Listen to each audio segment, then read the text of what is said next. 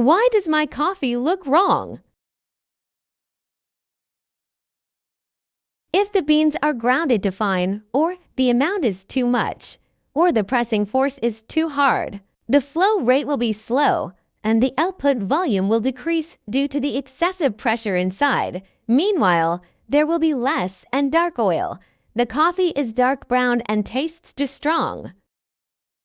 Make sure to use the fresh, dark roasted coffee beans.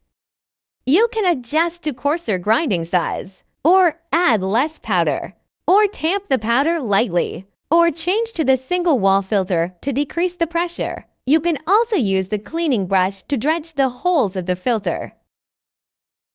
On the contrary, if the flow rate is fast and the output volume increases, or there is thin and white oil, the coffee is light brown and tastes bland, you can adjust to finer grinding size, or add more powder, or tamp the powder harder, or change to the double wall filter to increase the pressure.